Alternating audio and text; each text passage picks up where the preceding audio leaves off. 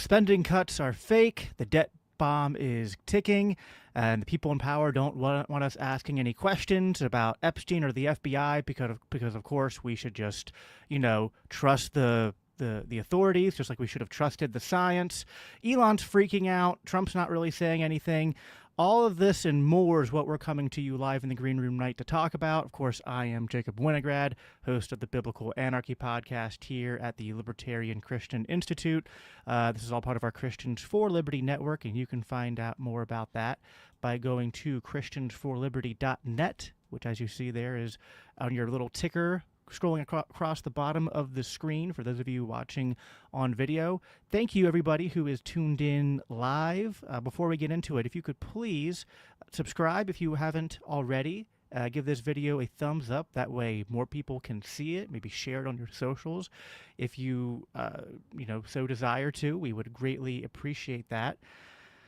For tonight, a lot that I want to talk about, as well as then, talking about some of the exciting things we got going on here at LCI. And joining me to talk about all of this and more is none other than the great, the only Dr. Norman Horn, who is drinking a mug who apparently speaks for itself. As we were joking about off screen beforehand. Norman, how are you doing tonight? Thanks for joining me for a somewhat impromptu stream here tonight. Oh, it's a lovely, beautiful Lord's Day, and the destruction is happening all over the place in the St. Louis area. So pray for those tornado victims. There's all sorts of crazy things happening. But man, I'm very excited to be here with you, Jacob. It's always a pleasure to hang out with you for at least a little bit. The time matters not as much as the quality, right? The quality over I mean, a little bit of both. Sometimes here we do a little bit of both, quantity and quality. But yeah, a lot that I want to get to tonight. The social medias have been, I don't know. It kind of feels redundant, almost like cliche podcast speak to say social media is buzzing.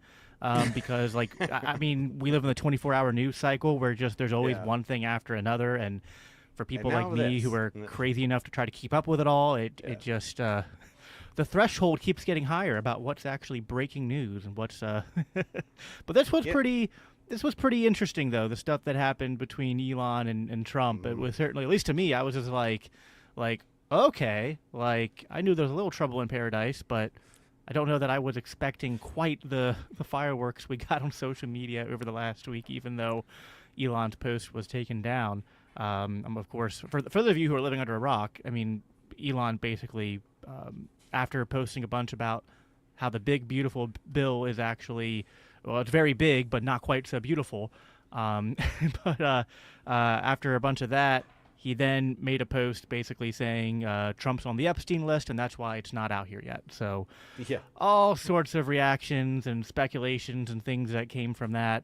What was your take on all that, Norman? Just is this more? I'm always, there's always like the initial wow factor, and then I got to step back and think like, how much of this is real? How much of this is political theater? I mean, it's like watching the WWE, right? It's just like I know some of the hits are real, but yeah, but they're prepped for it, so it's okay. Right. Something like that. Yeah, I guess to me it seemed very odd, but on the other hand, like this is in some sense you could kind of just see that this was what was going to happen eventually. It just depends on your perspective with respect to like how do you view Elon and the Trump phenomenons on independently, because on the one hand Trump is Trump is more probable to hit certain types of spending reductions, or at least we might have said so a little while back, even though there was even back you can find it on record, us talking about, oh, great, we're given a choice between increasing the debt by 4 trillion or 8 trillion. But even so, like there was a better chance of seeing less out of that. But now that we've gone, a few months into this whole regime, meet the old boss, it's the same as the old boss. So, who's to say? I mean, in the end, Trump is a politician. Yeah, he's maybe, well, we could say maybe he wasn't, now he is, or whatever you want to say, but he's still in the machine. And that's what you expect to happen when you get, churned through the machine. There are some additional perspectives that perhaps could be brought to bear with respect to, I don't believe in the whole this is always 4D chess type kind of argument, but there is such a thing as compromise. And so, okay, where could you possibly be going with this? But I just don't see that this is in any way, shape, or form a reasonable expectation that was how this went down, because it just does none of it makes sense. None of it makes sense. So when Elon then says look, I did what I played my part. I did what I said I was going to at least tried to do what I said that I would do. And not only did, was I thwarted, in various respects, even though let's talk, there's all sorts of methodological questions there, whatever, playing within the right rules. I don't really care all that much because frankly, the government does need to get reduced. And there's a lot of ways in which I don't care how that happens. But on the other hand, still, the fact that he tried and couldn't because he was thwarted, and then even that which he was able to accomplish is getting, screwed up through the big, beautiful bill, I think is just it was the last straw for him. And so, yeah, he's going to snap and I'm going to lash out a little bit, he says. And that's, I think, what's kind of going on. I think that we were, Elon was given, at least in this case, a remarkable opportunity to make a tremendous impact on the way in which this was spending is executed at the national level. And he exposed a lot. And the fact is that when people, when he's trying to expose all this crap and then people are calling him out for look, why are you exposing waste and fraud? Come on. Granted, the other problem, of course, is that it's not even that which he tried to do didn't address the number one and number two real issues when it comes to spending in the long run, which are entitlements and military. Well, and so there's these annoying NPC level responses from a lot of the Trump crowd over this, where people are supporting Elon, and people are like, well, people didn't vote for Elon; they voted for Trump and his agenda. And I chime in and go, precisely all right, listen. What they didn't say 6 months ago. I know, and I was like, listen. I'm a libertarian, so to those of you in the comments, are watching this, I don't need lectured on public choice theory and just the incentives of. Although we love your lectures politics. On public choice theory, chat. Oh, yeah. We do. Yes, yes. I'm just saying it's preaching, I'm aware of all this. But for many libertarians such as I who decided to kind of hold our nose and vote for Trump, it was not because we were voting for Trump. We were the only reason we're considering this is because of certain promises like freeing Ross, which, hey, kudos, he did do that. I'm still happy about that. Yep. But then also, this whole, kind of media tour he did, social media tour he did with Elon and Vivek and Doge and all that, and kind of trying to convince us hey, for once we at the Republican Party, at the GOP, are actually serious about doing cuts. And sure, were they going to be enough, right? And we'd always debate about what's the amount, how much of it, that's debatable. But I just thought, well, I'm at least happy that there seems, this seems like there's a chance of more material gains, whatever. We can debate the merits of those promises all day, but the point is many people, libertarian and libertarian adjacent, I think absolutely decided to vote for Trump because Elon and all these other people were involved, and that was supposed to be part of the agenda that they were voting in. So it's just, to me, it's complete, revisionist history in the worst way, to try to say that we don't care about Elon, we didn't vote for him anyway. Yeah. Right. One of my good friends, Clint Russell, had a take on this, which I'm going to share his post here, which I'm probably going to have to scroll in so that people can read it a little more clearly. There we go. I thought he had a pretty good take on this. It's a little long, but he said, I realized today that many Republican voters don't actually care about the national debt. It seems that they are siding with Trump because they don't think Elon could possibly be this upset about a spending bill.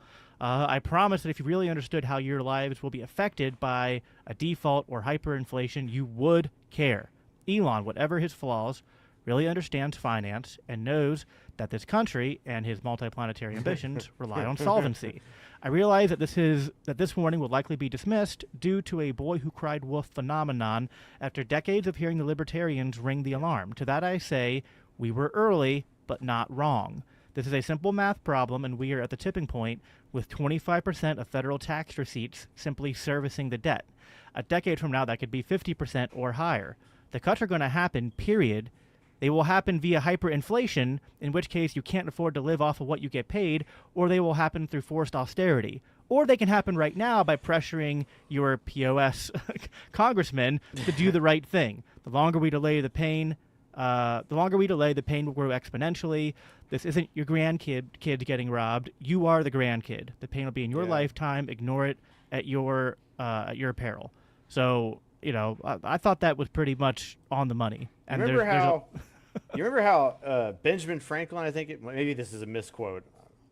Benjamin Franklin said the eighth wonder of the world was compound interest. I think it was something like that. Most people kind of think about that in terms of personal finance.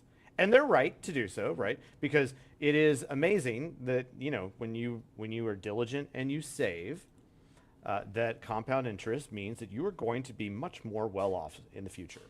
And thank goodness we understand this, low time preference individuals. Guess what?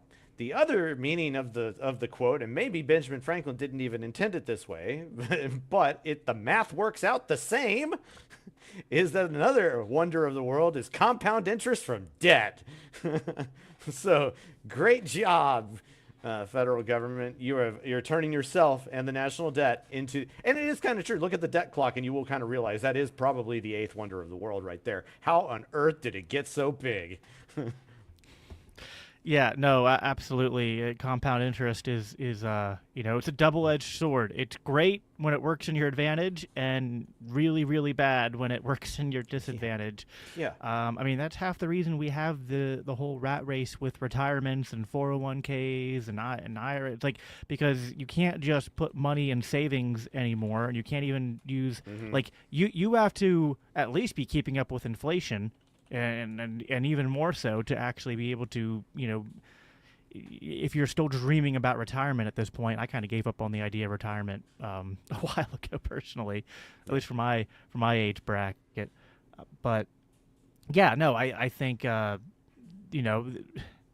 some point this is, so what do you say to that whole boy cried wolf phenomenon, right? Because I could remember libertarians even back before I was a libertarian and hearing arguments about this back during the first financial crisis of my lifetime that I was kind of aware of, which was the 2008 housing crash, right? And just people think, oh, this is just normal. It's Keynesian economics. It's just that there's periods of downturn and recession, but that if the money printer just goes burr hard enough, Norman, then you see we can just reinflate the bubble over and over and over again, right? I mean, not without what's wrong with this cycle? I mean, don't you decide just to rack up your credit cards to their max limits and then just pull out consolidation loans and start the whole process over again? Repeating in infinitum. There's no problem with that, right? You there? Oh, you're muted. Well, only to the federal government itself. Yep, you got me. You were doing check again. Okay, so your audio and video are disconnected. That's the problem. So you look like a ventriloquist, where your mouth moves and nothing comes out, and then your audio played after. I think you're caught up now, but it was a little glitchy there for a second. That's probably my mistake. The answer, of course, is it only is fine for the federal government and for the people who receive the first fruits of that new money, because that's the way the boom bust cycle works. But I do think it is folly to think that this is just things like, oh, well, we owe it to ourselves, that's what it's okay, or something to that effect. It doesn't work like that, guys, and it is insane to kind of think that if that this is sustainable. You would think that those, the kind of sustainability bros, the folks who are constantly trying to get us on this kind of on a sustainable energy path, for instance, would not look to the money system itself and realize that, if you don't have a stable economic system, you end up looking like Soviet Russia down the line, which was a far worse environmental situation than anywhere else. And so the ultimate question about sustainability comes down to your economic system itself. And I don't feel like that this is a well appreciated point. And people who, whatever your political predilection is, there should not be any question in your mind that the worst thing that could possibly happen would be an absolutely a crushing of your economic system, which has been shown time and time again to improve the well-being of individuals, of families, of the broader society, of even the environment, than trying to go in these in command economy directions. But that's what inflating the national debt ultimately is. That becomes a command economy at that point. It's the first step, if you will, toward nationalization of the economy and a command economy from there. Are you saying we don't live in real capitalism, Norm? Well, I mean, it's always to a degree on some level, right? And so this is certainly we are seeing the fruits of all sorts of capitalist things that happen. And then we could say the same thing even of China, that the more that they have embraced capitalist principles in micro and slightly larger than micro levels, the better off they've become. And the more that they've been receptive, the people that is, to learning about other values than that which is promulgated by the Communist Party of China. But that may be another discussion entirely. Right. I have a little bit of experience there in seeing that. So yeah, I also wanted to highlight, because I know there's people who so there is there's the different layer. I forget who came up with this, but there's like the 4 steps of propaganda, and there's the first no, it's not happening, and then yes, it's happening, but it's good. This falls somewhere in that spectrum, right, where people are trying to defend Trump's bill. First it's like, well, we didn't want that anyway.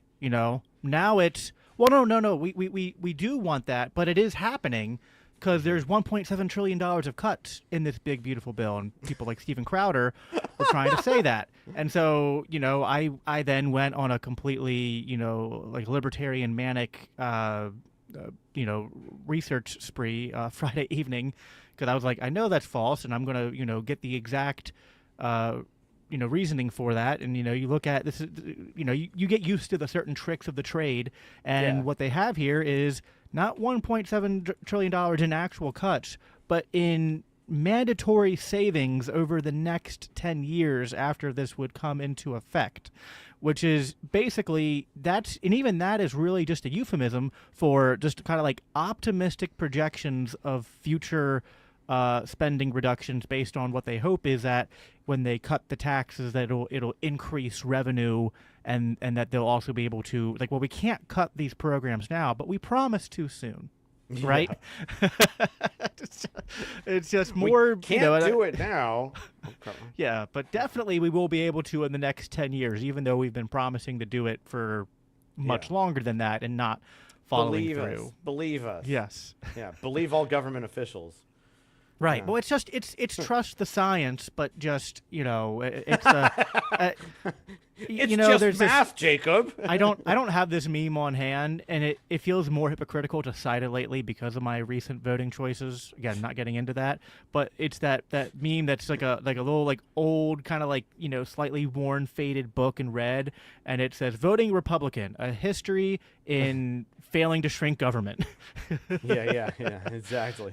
So anyway, all that to say that there's a lot of cope going on the right now in terms of how they want to handle this. And I don't know, so on one hand we make jokes about how Republicans and voting Republican hasn't shrunk government meaningfully ever, but it does seem like, I don't know, this, is there a positive spin, at least silver lining, in terms of that, enough people care about this and maybe are realizing it's more important, and even people like, because we've always had our Rand Pauls and our Thomas Masseys, but again, I kind of agree with what Clint said. Like Elon, for all, like, there's definitely things we can critique about Elon and his politics, but I think having someone like him really trying to, like, sound the alarm on this kind of stuff, I think is somewhat helpful, even if it doesn't lead to any political change. I think the more people who are aware of the problems and who can then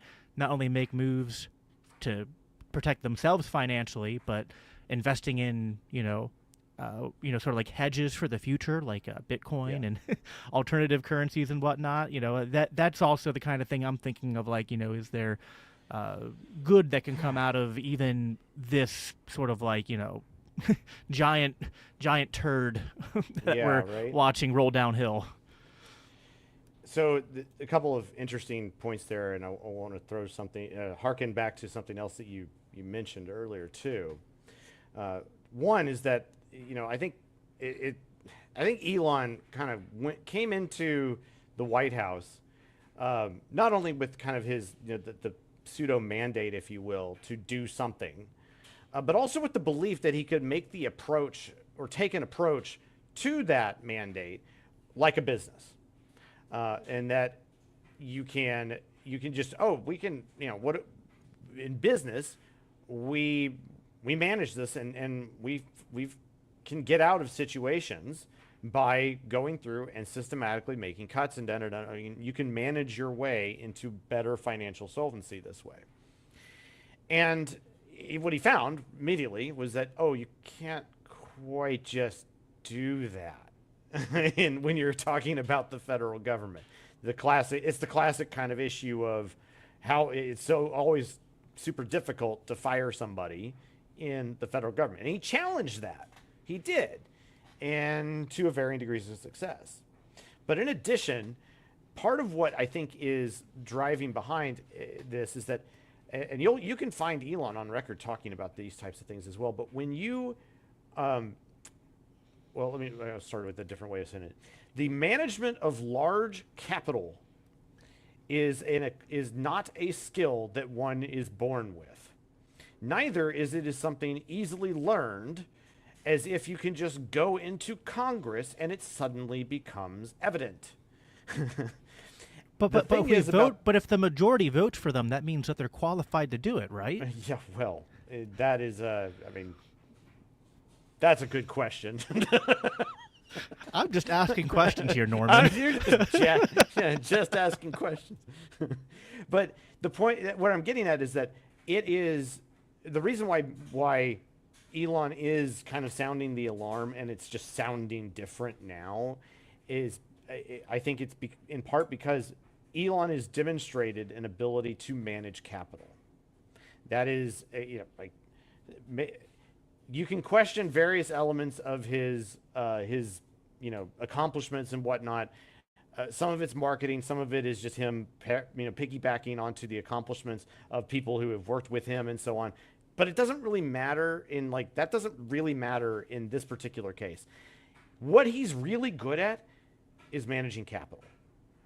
This is completely evident in his work overall.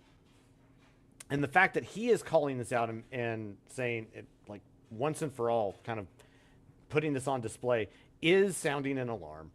It is, we were just a little early to the party, or whatever you want to call it, but maybe that's why it sounds a little different coming from him. Because kind of people know that if he's got a skill, it's managing large capital. And the largest of capital is broadly held debt from the United States government. And it's really not all that complicated, but it takes some brains to wrap your head around it. Yeah. No, it's 100% correct. And, that could be a whole, one of the challenges as, us here creating content is that on one hand, I know a lot of the people coming in are already libertarians. You never want to talk to them like they're dumb and don't know these things. But at the same time, for maybe the people who are coming in here who are libertarian adjacent and maybe not, super like, I think it'd be helpful to, whether we did this ourselves or maybe I need to invite Bob or Tom on to do it, is just to do a, refresher into like, how does the Federal Reserve work? Or just, tell people to go read the Creature from Jekyll Island or something like that. Or even I don't just know, go look at who is holding the national debt. I mean, and then and only then, on some level, can you begin to start ascertaining, like, this is the scale of the problem. This is how we roll it back down the line. Like, that's right. And then how do we pay off those debts is like the real big thing. Because I think people are just like, well, it's normal to carry debt. It's like, yeah, but again, if I say I carry this much debt, but then like I'm paying it off through like, quasi-normal means, or if it's like, oh, I rack up a bunch of debt and then I, just, pay off that debt with more debt, there's a, and that's why I think Clint brought up the, like, how much of our tax, like the tax revenue is eating up the debt, because the higher that number goes, well, that only, like, if more of tax money is going to service the debt, then there's only two possibilities. Possibility one is that they actually cut expenditures. How likely does that seem given recent events, right? So if they don't cut expenditures, what's the only other option if, less tax money is going towards it? They print more and borrow more. And what does that, and what effect does that have? So that's why, like it is a matter, like maybe some people have been like overstating their ability to say, like, we're heading for a collapse and it's happening in the next 5 years, right? Although people definitely correctly identified, that bubbles were going to burst. But which is different than a full predictions in that respect are very tenuous. I mean, this is like, if there's a criticism of Austrians that can be leveled, it's something like, some Austrians have managed to produce 27 out of the last 3 recessions, and jokes like that, and like that's coming from like a guy, and I'm avowed an Austrian at this point. But I think that it's very difficult to predict the exact wins, and that's why you just shouldn't. You can see the writing on the wall while still not knowing exactly the point at which you're going to run into it. No man knows the day or the hour. That's right. Of Jesus returning or the exact collapse of the U.S. dollar. Yeah. All right. Well, related to all this, because the way that Elon had a public display of, sort of trying to get back at Trump and the MAGA crowd was to go to Twitter, go to Twitter, go to his baby and levy an accusation against Trump, basically saying what I think a lot of people were already maybe thinking, but just saying if it's true, saying the quiet part out loud and saying, hey guys, the reason the list isn't, the Epstein client list has not been released yet is because Trump is on it. And then people were like, well, like, how do we know you're telling the truth? Are you just lying? And he was like, well, you know what? President Trump can release the list at any time, and if he does and he's not on it, then I'll apologize. I was just like, that. Yeah. I just thought, like, that is such a, like, like high level, like he is, social media trolling at the highest level there, right? Which and when you own the company, you sure can. Yeah. But this, talks to broader things, which is like, even like, again, another one of the things that maybe wasn't top of my list, but that was interesting, was that some of Trump's potential appointees, during the election cycle, were people who weren't libertarian, but were at least like, you could label them as dissidents to the regime to some extent, like Tulsi Gabbard, Kash Patel, people like that. People who actually ran on, like, we want to go into these intelligence agencies and, like, completely dismantle or at least, reduce, overhaul them. Kash Patel said at one point that if I'm, like, made the director of the FBI, I'm going to cut and expose so much, then we're going to make a museum that's basically an ode to the deep state. Right? Like, so all that, and then they get in there and they're just like, hey guys, this whole, Epstein stuff is fine. There's nothing to see. If there was evidence of it, and there was a video or whatnot that would show anything, it doesn't exist. Because of course, if it existed, we would just produce it, right? Like, Yeah. you know, this of course Sure. had nothing to say about like the. I'm trying to remember his name. There was a guy who like. There's all sorts of questions about what happened that night in terms of the lack of footage, the way things happened, that he was on suicide watch. There's people who sat in on the autopsy and rejected the findings that he killed himself. Like, there is a lot of within the libertarian world. There are a lot of conspiracy theories, right? And there's a hierarchy to them, and you know. Probably for every 10 conspiracy theories, one of them is really legit. A couple are like, and then a lot of them are like, okay, That's I crazy. know that the government is evil Not and made all of this, lizard but like people, you know? you're kind of like you're starting with a conclusion and then finding whatever you can to justify that conclusion, right? But this was definitely more of a like, you know, at least very Really sketchy. plausible or at least very plausible in terms of like, you know, this is not right, right? Yeah. And so if you're going to get into a position of power and then try to convince the American public that, like, actually, listen, I was like you, I thought that there had to be something wrong here, but actually I've been convinced that there isn't anything, you're going to have to produce more evidence than just, trust me, bro. Yeah, exactly. That's yeah, and that was what was so funny about that is that like the juxtaposition of the prior rhetoric to what is being done does not seem to hold the water. And that is what's kind of disturbing about it. Like, I don't really like it wouldn't necessarily like, you know, be I think a grand thing to just discover that like all of this stuff that seems to, you know, that the allegations, I mean, we know for a fact that Epstein was doing some dirty crap. Like, we know that. But if it wouldn't necessarily be like the end of the world to discover that like certain things that we thought were true or like we suspected because of all of the bits of evidence just wasn't. But show us that that's the case. Like that would be great to actually be like, because that would mean that, you know, okay, children weren't getting trafficked and things like that. That would be great to have that not have happened. But they're not doing a great job of convincing.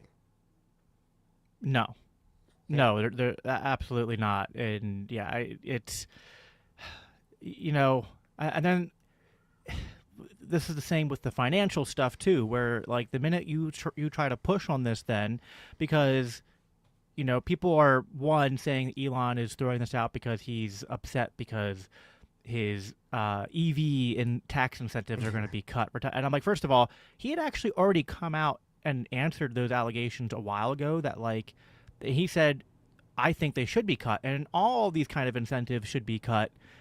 But if we're going to have them, then yeah, of course I'm going to want to have them for my company too. Which, like, say what you want about like if that's the right libertarian response, but from a business perspective, like that makes perfect sense. So I don't think this is about that, but people are throwing that accusation out there. But then they're also like saying, well, the reason the list hasn't come out yet, and the reason why the cuts are happening this way, like it's just always the 5D chess. It's always the trust the plan, you know. And I think there's always been an issue of political idolatry and cult of personalities in politics. But man, does Trump really like pull that out on full display to like cartoonish levels, right? Mm-hmm. Just absolute, because it used to be like when I was growing up, right-wingers were, they had that kind of cartoonish loyalty, but it wasn't tied to a specific person. It was just more like like an ambiguous like America, you know, conservative principles, right? But now a lot of them, you know, have just latched all this on the Trump, and it's like, it's like, listen, you know, you can. I keep on repeating it, but like tell me the cognitive difference between 5D chess and trust the science. Like, what's the actual cognitive, you know, like, you know, mental gymnastics difference? It literally looks to me like, you know, the whole like the mental gymnastics meme.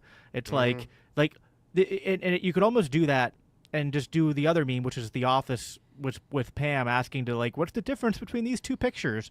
And the only difference would be, well, that one's in blue and that one's in red. But they're the same picture. Indeed. Yeah, it's like that's what it is frustrating because that is like the perennial problem of conservatives is a mismatch between the types of principles they say they espouse and the kinds of people and policies that they end up supporting. And I think it's because there is an allure to power and not understanding how it works and why these things transpire the way that they do, while also simultaneously having this almost like frankly, if it isn't idolatry, it's certainly bordering upon it, idolatry of Americanism. And that's not to say that America's bad, that these principles and ideas that have come up through history are not good, and that there are great things about that, and that's not the point. There's the difference between that and this sense of almost messianic sense and destiny sense of what the conservative movement is trying to do here in this respect, and it has to do with control.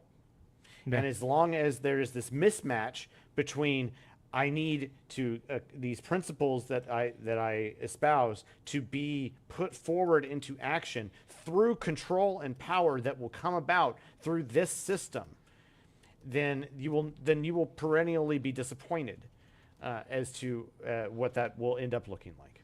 And MAGA is just probably the latest iteration of it.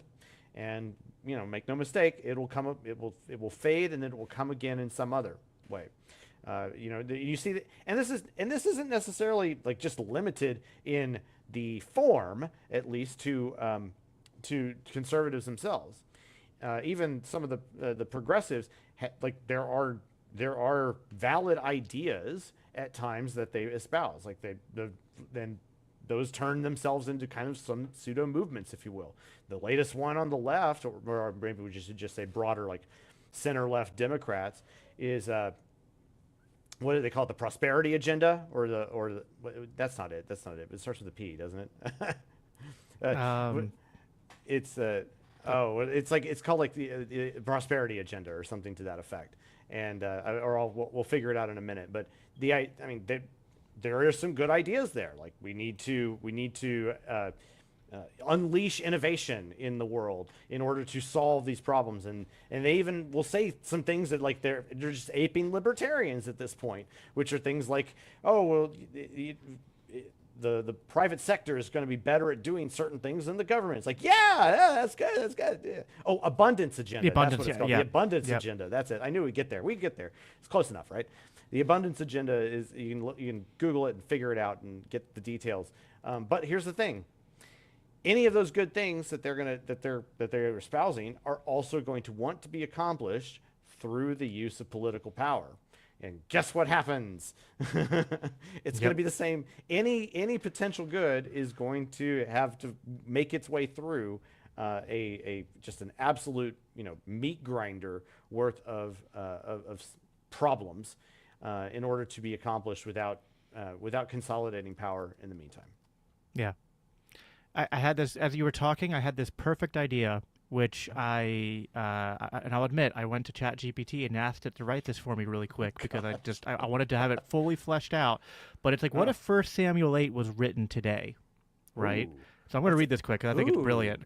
And it came to pass in the latter days of the Republic that the people were troubled, for the judges were corrupt, and the priests were profane, and the scribes and the media spoke with forked tongues. And then certain men rose up and cried unto the Lord, saying, Behold, the swamp is deep, and the borders are overrun. The sons of liberty faint, and the spirits of the founders is far from us. Therefore appoint for us a strong man with great towers and much gold, that he may own the libs and smite our enemies with tweets of fire and make America great again. Wow. I think you have that was inspiring. And I think you need to write an article like ASAP on that. Yeah, no, I really should. That's great. But that's what people have done. I mean, I understand, so there is a strong libertarian and anarchist, especially from the Christian perspective argument, to just be like, just go full radical Anabaptist, full separation, Christ's kingdom is not of this world. Don't even participate in politics, other than to critique it. But don't vote. Don't support candidates, even if they say things you like, just complete separation, right? And then I take more of a like I think there can be pragmatic involvement as long as you're not putting your hope in it, and you know it's more like defensive voting and margin thinking there's some marginal utility, especially at the state and local level. But certainly, yeah, a lot of the right wing conservative, and unfortunately even those who call themselves libertarians, on the right and left, have fallen into the trap of like just a tale as old as time, right? Appointing, looking to strong men and appointing them to solve our problems, regardless of what other, failings they have. And yeah, I don't know. See, if I'm going to do that article, I'm going to have to do a lot of comparisons with Saul and Trump, and you could write that in a way to really, you could write that in a way to like write out a bunch of things that Trump did, but like almost make it seem like you're talking about Saul. Be like, remember when Saul did that? Oh wait, no, that was Trump. remember when Saul did that? Oh wait, no, that was right. Because like I'm one of those people that I read through like First Samuel and whatnot. I'll sometimes go like, listen, lots of mistakes, but sometimes Saul, like people forget like there were good moments of Saul, right? Yeah. And perhaps it wasn't as bad as it could have been. So anyway. All that to say, sorry, I had that idea, which kind of led us off on a tangent. But I mean, I think we're trying to demonstrate the nature of the corrupting nature of power, right? Mm-hmm. Especially, and I think part of the American mythos is this belief that like we self-govern because we vote for representatives, which like, and maybe there's a form of that at a certain scale, which can sometimes quasi work, but it clearly, if there's even a potential for that to work, it's clearly not working in that way right now.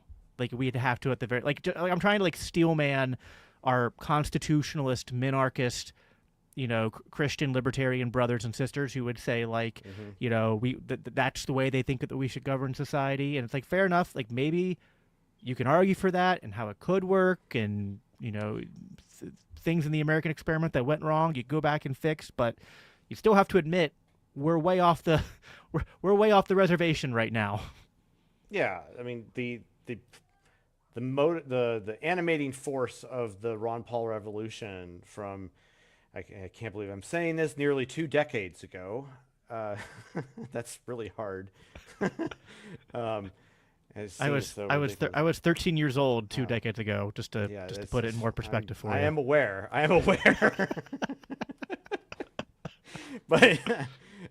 but the animating force there was very much if we return to traditional kind of American governance principles in this regard, which is constitutionalism, that at the very least, in the back of our minds is like, it's so much better than where we are right now, that's when we get to have the next conversation about, the next phase of elimination, right. if you will.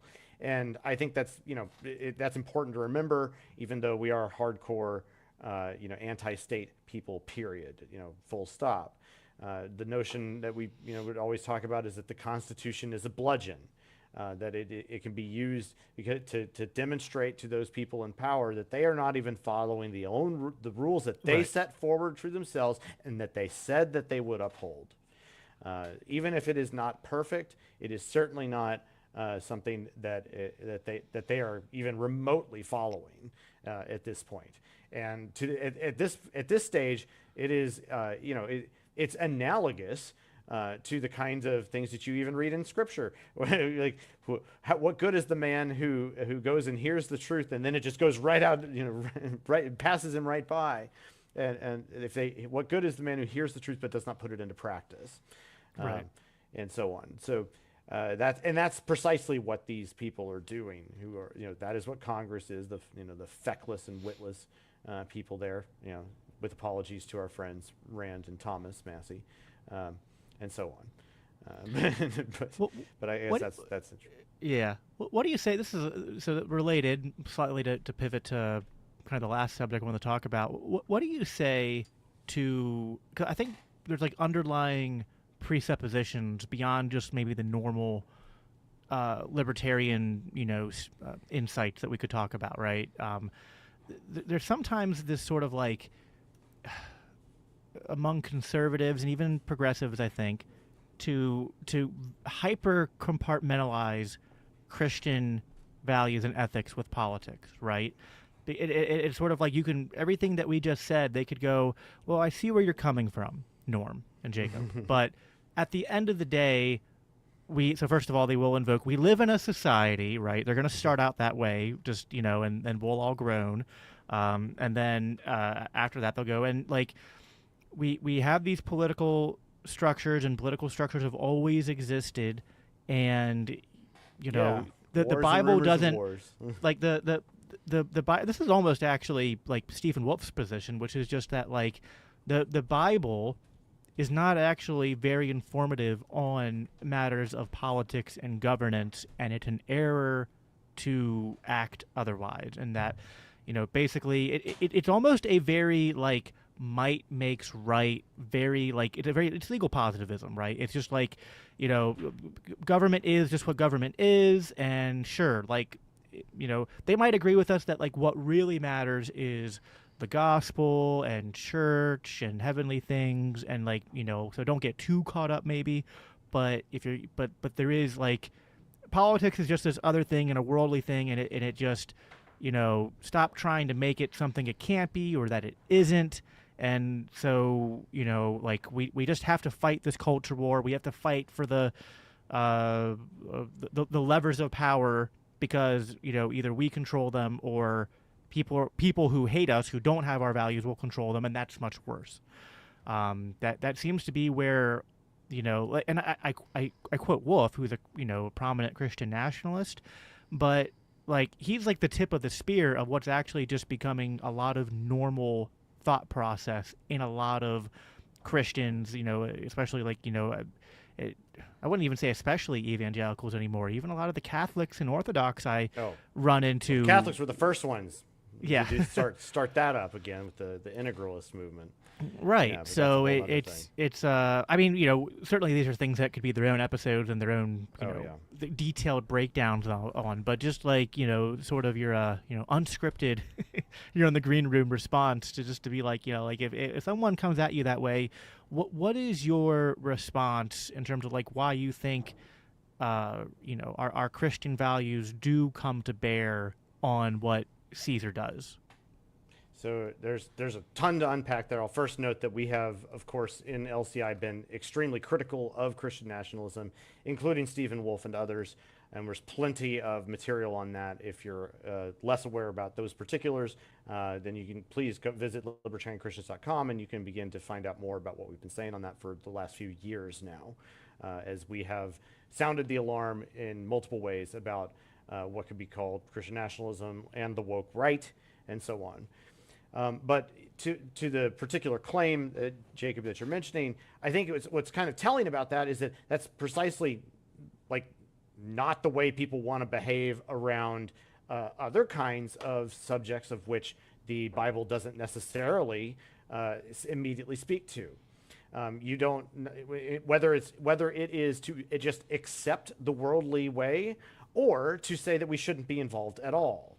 Whether we're talking about, say, for instance, mathematics and science, or as I love to quote my father-in-law on this one, where he likes to say, the Bible doesn't teach you to bake a cake, and that's kind of to rebut the notion that all you need in order to understand, the entirety of life, is just to read the Bible. That's all. That's all. Okay. Look, I get the motivation and the good part there. I understand, and I want to affirm that you want to have a Christian worldview, go for it. Like that is what we seek to do. That is true, but it doesn't mean that you should be able to look at numerology or something and say, well, this is more scriptural or something to that effect than going after the latest calculus textbook or something to that effect. So if that is the case, then we need to be mindful then about what it really takes in order to develop a good political philosophy. And to derive that from natural law is the best way that we know how to do that. And there are going to be intersection points, as we would expect when we're talking about ethical questions, especially that which indicates the use of force. There should be intersections with the way in which we interact with the scripture and what we learn from the Bible, what we learn from historical theology about these things. And there is a distinct line of thought and a development of political theology, even ranging from the first century onward. Hopefully we will, we've talked a little bit about that internally at LCI at various points, and I hope that we get to do more of that in the future and help to provide some of that additional context and synthesis in a way that will help. But however, it would be incorrect to assess the political situation and go, I understand politics now, and it is perfectly acceptable because we as Christians need to just be interacting in the world, that we can do it not using Christian means. And because ultimately we are, that is what these, the Christian nationalists, the Catholic integralists, the woke right are ultimately trying to do, even if they identify valid critiques of the way things are around us. It does not mean that we should use immoral means in order to answer them. But hold on, I thought the Bible says that when we're faced with evil, that you're supposed to overcome that with actually more evil and the thing you're responding to, right? Oh, Jacob, you satirist, you. Sorry.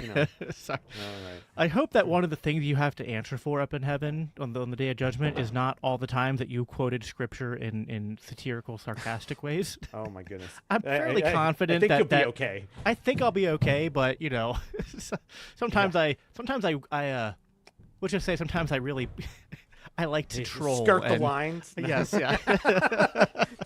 I think the Lord has a sense of humor. Yes, he did invent it. So, yes. Yes, amen to that. So I 100% agree. I'll shamelessly plug one of my own recent episodes, which is episode 97 of the Biblical Anarchy podcast, where I basically, the whole premise of the episode is that Christian nationalists do not have a consistent standard in terms of how they answer the question, when is it authorized by a Christian ethical framework to use force? Yeah. They have no consistent standard. They don't. Well, and in fact, realistically, most conservatives don't. Yeah, most people don't. So it's not even it's not a critique that's necessarily unique to Christian nationalists, but insofar as they try to present a Christian political theory, it's a big gaping hole, because it's like, we're supposed to be a Christian nation and have Christian law. It's like, okay, like what is the standard? Now, slight exception, even though I can even tear this apart, but you could say that it's a little bit more complicated with theonomists, because they kind of say, well, the standard is the Mosaic civil law. Yeah. That then just kicks the can down the road to like, well, why is that? But they at least attempt to offer something that at least looks like a consistent standard, even though even then they don't follow it, because it'll go, well, but not these ones, right? And it's like, so that's like, well, how do you know which parts of the Mosaic civil law are forever binding and which one? So it still gets messy, but anyway, tons of resources. You're right. Alex has done a lot of great stuff on this. Cody's done some great write-ups on this as well. So is that one of the things where I know we have certain like landing pages on the website that'll be like, stuff written on education and stuff written. We have one that's on there's Christian a whole nationalism. set of topics and whatnot you can find. And I think you'll even find additional ones that will probably address the other half of the elephant in the room, which would be property rights. Because that is how you begin to build a proper system here, is by understanding the nature of property rights, and the edifice of thought that is that you find throughout Austrianism and whatnot, and Austrian libertarian thinking, starting with Ludwig von Mises and his predecessors, including Hayek, as well as the successors, your folks like Rothbard, Hoppe, Kinsella, and so on. You find tremendous building of those edifices that it can really inform and give us a better way of talking about these things. Because even though we built out a lot of this stuff off of effectively what's known as common law stuff, and you can that has a huge history associated with it. It doesn't mean there's not like holes and better ways to explain it. and that's what we often try to do, right? Yep. I want to note as well, like hearkening back to something you said, I'm reminded, and I wrote a note earlier, and I wanted to make sure I got this. The myth that you mentioned about how self-governance means that elected representatives are good enough or something to that effect. Yes. The phrase you might be thinking of, and there's a great article written about this by Rothbard, is just the phrase, "We are the government." Right. And I cannot tell you how many times like that I've heard that, even said from pulpits, which is just bizarro on some level, because coming from the churches of Christ, I've never heard that in the churches of Christ, but that's a whole nother discussion. And you know why. Yes. But I've heard it elsewhere, and I think that is a pernicious myth. And there's an article by Rothbard. If you just search "We Are the Government," Murray Rothbard, I'm sure it'll pop up immediately, because it's a very, I'm pretty sure that is talked about in multiple places. One prominent one being the work "Anatomy of the State," right, which is a tremendous read, and everybody here should take a look at that one. "Anatomy of the State" is tremendous. Yes, Anyway, Anatomy of the State should be one of your top books if you're exploring libertarianism, as well as, especially if you're coming from the Christian perspective, this little guy right here, Faith-Seeking Freedom, Libertarian Christian Answers to Tough Questions. And we've had a bunch of other books come out recently, which I've talked about on previous live streams, but it doesn't hurt to just remind people of what's going on. So before we close out here, Norm, do you want to just talk a little bit about some of the recent things that we've done, and also urge people's attention towards that which is upcoming and exciting, including this week. This week, well, and this is a great month, guys. June of 2025 marks the 10th anniversary of the founding of LCI. Now, for those who were here before that, of course, about libertarianchristians.com and how that existed since 2008 and so on. But this is a monumental occasion for us, meaning that this is our 10th anniversary. And this week we will be at Freedom Fest as well, kind of celebrating that all together. It's going to be awesome. Freedom Fest is going to be in Palm Springs, California. We have got just a bunch of little things planned as we're there, and we're really excited to go and see our supporters who are there and meet you guys who we've never met before, and hopefully make some new friends as well. So please, if you're coming to Freedom Fest next week, come by our table. If you mention that you saw us here, and we'll be even more excited. Thank you for doing that, and it's really exciting. Now, one of the things we're doing there is we're going to be promoting our 2 new books that we published earlier this year. And the authors of those books will be at Freedom Fest for an awesome breakout session to kind of talk about those 2 books even together a little bit. And those 2 authors are our one and only Cody Cook, who wrote the book The Anarchist Anabaptist, Essays on Radical Christianity and Freedom. And then the second one being A House Divided by Benj Jaffone. That is about technology, COVID in the church, and healing the church after COVID, rather, is the subtitle. That is a tremendously cool book, guys. Like, you can't imagine like what you're missing if you're not reading that book. It's really, really, really good, and even just from a purely theological perspective, you're going to get stuff out of it. But it's wonderful, and we're really excited to bring this together. Because we're putting these 2 guys together in a breakout session, we decided that we were going to title this session, just because we couldn't, we had other ideas, but this was the best one. COVID, Anarchy, and the Church, or How to Offend Everybody Everywhere All at Once. So it's definitely a way in which we hope that people will come and take a look at what we're doing, learn a little bit about what it means to be a Christian libertarian, and why it's important for libertarians. If you're not Christians, you should be engaging with us, and why Christians should be more involved in the liberty movement, and so on. Like, it's a great thing, guys, and so we're really excited for that. And here's another thing that's going on. Okay, so this is our 10th anniversary. We stepped out in faith to make sure that we were going to be at Freedom Fest this year, and we're asking for your support to help make that happen. And we've even secured some really cool kind of bonuses as a result. We have a generous donor who's basically put himself on the hook for the next $3,000 worth of giving. We'll be matching that dollar for dollar here until the end of June, and if we can pull that together, that would be absolutely phenomenal. That is, and if we do that, it will basically make the entire expense of going to Freedom Fest and more is covered, and that's how we're able to do these things, guys, in order to reach more people, to spread the word more, and make a bigger impact down the line. And it comes from doing things like this, and you guys spreading the word and making sure that it gets out there too. So thank you guys for your support and helping to make this happen. We hope that we're both helping to teach you a little and entertaining as a result as well. But let's do this for the cause of liberty and for the cause of the kingdom of God. So thank you guys for your support. Please continue that support.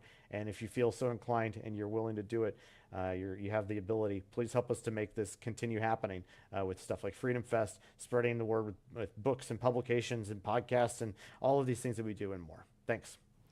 Yeah, and if I could add just one thing to that, to help us promote our books, if there are shows that you guys watch, and it can be libertarian shows or Christian ones, or anything you can think of where you think, you know what, I think this show, this host would be really interested in, one of these books, one of these topics, or even beyond our books, just talking to one of us at LCI. If you're able to, go on their social medias and, tag us and, or email or whatever, that's always greatly appreciated too. Another great way that you can support us. It's helped me get on certain shows before, such as I was able to go on a fairly decent-sized YouTube channel this past year called Eschatology Matters to present my case against Christian nationalism to an audience that largely leans that way. So opportunities like that are also, very important, and you guys help to make that happen.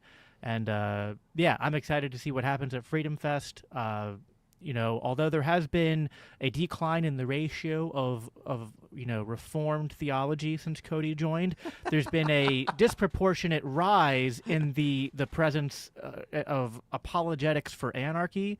So I'll take that trade-off just to show where my my priorities lie, so to speak. Okay. The dreaded A word. Hey, you know what? It's a great, because I understand it's easier to soft push it or soft sell it by going libertarianism or voluntarism, right? People go like, oh, okay, yeah, but you go anarchy, yeah. That gets everyone's emotions and feels up, and then that's, for me, that's always been that's how you get the conversation started. You know what I mean? Certainly can be. Yeah. And at the end of the day, it's always if I can get someone to agree with all the ideas, and then it's like, yeah, you don't like the word, I don't care if you don't like the word. But anyway, Norm, this has been a blast. I'm excited to see what happens this week, and just in general, we've had a lot of cool stuff happen, and I know we have a lot more cool stuff in the works. So guys, definitely, libertarianchristians.com/donate.